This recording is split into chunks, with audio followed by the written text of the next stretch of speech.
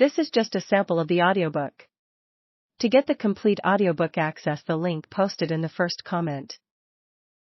The pendulum swing of historiography is very noticeable in writing about the Blacklist.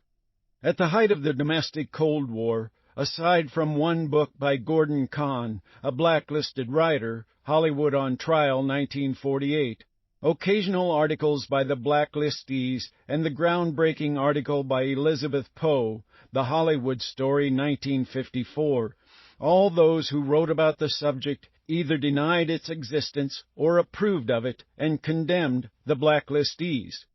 Perhaps the peak of the campaign to diminish the blacklisted as artists, and by extension serious political players, occurred in Murray Kempton's A Part of Our Time, 1955, his book of essays on the 1930s. Their story, he wrote, is a failure of promise. The promise at the beginnings of most of them appears now to have been largely smoke and thunder. They got rich fabricating empty banalities to fit Hollywood's ideal of life in America. Even John Cogley's two-volume Report on Blacklisting, 1956, the mainstream book that exposed the mechanics of the blacklist in film and television, which was based to a large extent on Poe's reporting, is riddled with the anti-communist bias of Cogley and his other main reporter, Paul Jacobs. The unfriendly witnesses are treated in a hostile manner and falsely accused of having administered their own blacklist in the preceding decade.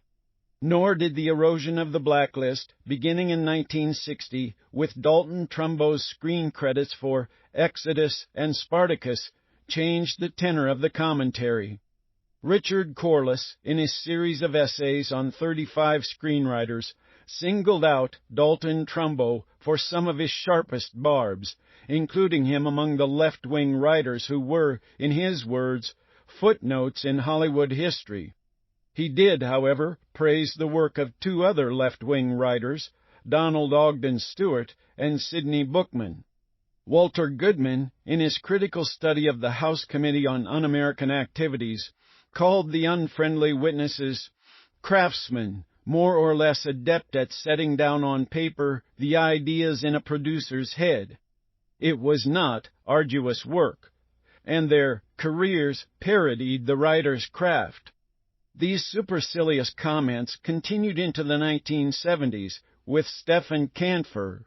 They were responsible for pap, but they were also concerned with the little man, and Hilton Kramer, loyal, pampered, high-priced hacks. A major swing in viewpoint occurred in 1968, with Howard Suber's doctoral dissertation fully exposing the mechanics of the blacklist. He was the first person since Poe to interview some of the people involved. He spoke with 6 of the 19 unfriendly witnesses who were subpoenaed by the House Committee on Un-American Activities to appear at its October 1947 hearings into Communist Infiltration of the Motion Picture Industry: John Howard Lawson, Lester Cole, Albert Maltz, Ring Lardner Jr., Howard Koch, and Edward Dmytryk, studio head Dory Sherry, and Robert Kenny, an attorney for the 19. Unfortunately, he could not find a publisher. 4 years later, however, the actor Robert Vaughn succeeded in turning his Ph.D. dissertation on blacklisting into a book, Only Victims. He also interviewed the blacklisted people, and he performed a significant service by including the statements that 10 of the members of the 19 who actually testified in October 1947 were not permitted to read during their testimonies before the House Committee. Then, in 1976, the documentary film Hollywood on Trial allowed the blacklistees to speak for themselves. They came across as serious, intelligent people and stirred the curiosity of some of its watchers to learn more about them, especially their political pasts, which had been ignored by the previous naysayers.